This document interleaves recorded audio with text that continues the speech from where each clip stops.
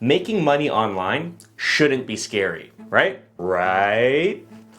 Making money online should not be scary, but there are some pretty unsavory characters out there who are out to get you and do some not so nice stuff with you or your information. And that can be pretty scary. So in this video, I'm going to talk about some pretty scary situations that you might face as you're trying to make money online. How you can spot these situations, how you can avoid them, how to protect yourself, and how to prevent yourself from getting scammed or worse. And please, before we get into all the good stuff that I'm about to talk about in this video, just make sure you're subscribing to the channel and liking the video so you don't miss any of the new videos I put out in the future. Let's get into it.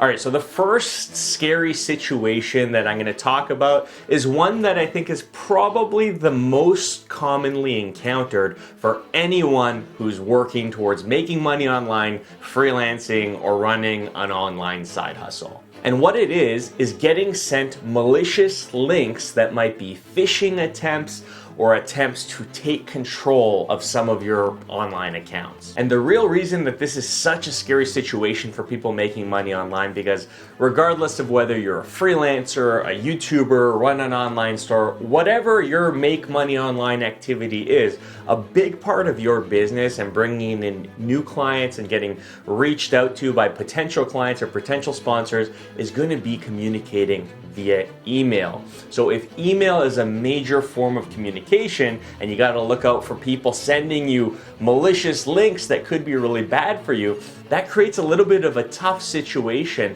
that you're going to need to be aware of so that you can protect yourself. So how do you protect yourself in this situation where you're a person doing business online and a lot of your business comes from email? Well, my go-to strategy anytime that I'm a little bit suspicious of who's emailing me and the links they're asking me to open is to, before clicking anything, engage them in a conversation. I try to get them talking. I ask them specific questions about their business, the opportunity they're presenting to me, things like that. I try to get them to go into greater detail as to why they're reaching out to me and try to prove to me why I might want to continue with this conversation. I'll do this with everyone who emails me, and I won't click any links until I'm convinced that they are who they say they are and their intentions are genuine. And this is pretty effective because the reality is most legitimate businesses reaching out to you or wanting to do business with you will be more than happy to chat about their business or what they want to do business with you for, right? And if they're not, and if they're behaving a little bit sketchy and say stuff like, just click the link and we'll talk after, that's a huge red flag. And for me, when I encounter those types of situations, I just delete the email and move on. Another great way to protect yourself from scary situations that you might face when trying to make money online is by using a VPN. And coincidentally, today's video sponsor is a VPN, Surfshark VPN. Surfshark's VPN can help you stay safe online by masking a lot of your online activities. Things like your location, your operating system, the device you're using, your browsing history. Surfshark VPN can mask all of this stuff for you. Using a VPN like Surfshark is also a great idea when using public Wi-Fi. It's a great thing to use when sending or receiving files with people, and it can even help you get better deals on purchases by allowing you to change your location. Basically, for anyone making money or making a living online, using Surfshark VPN is a great way to keep your information safe. It's also pretty good for helping you burn off some steam by watching things on Netflix. It allows you to change your location to access different location-specific Netflix catalogs, which is a pretty cool perk too. And lucky for everyone watching this video, Surfshark was nice enough to offer a pretty sweet discount for anyone signing up who's watched this video. You can use the link in the description of this video and promo code NARDY for 83% off and an extra 3 months free.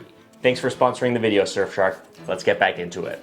Here's another pretty scary situation that I know a lot of freelancers face online. It's having a client that's hired you to do a certain project and holding you hostage, so to speak, threatening to give you a negative review unless you do X, Y, and Z extra stuff for them.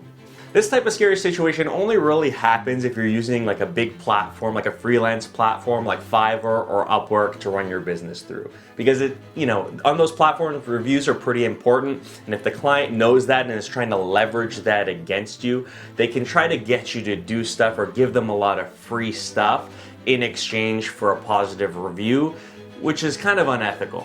The reality is that on a lot of these sites, ratings are really important to the success of a small business. But don't worry, in a lot of these types of situations, it's only really a scary situation if you let it be. Here's how you can handle clients trying to hold you hostage that might help you minimize the amount of damage done. So first things first, if it's obvious that they're trying to blackmail you and threatening to leave you a negative review if you don't give them some extra free work, that's the first thing you want to identify. And the first thing I would do is submit a ticket and report them to the platform that you're selling your services through. If you can diffuse the situation yourself, that's great and you should definitely take that path. But in some cases that might not be possible and you might just have these types of unethical clients that are hell-bent on bending you to their will. And in these situations, I always try to lean on the platform to help me deal with it, especially if the client is violating the terms of service of the platform you're operating on. Support really might be able to help. All right, so making money online isn't all sunshine and rainbows. I really hope this video helped shed some light on some potentially scary situations that you might encounter if you're trying to make money online and giving you some ideas and perspective on how you might be able to deal with them to protect your best interests. Thank you so much for watching, and until next time, cheers.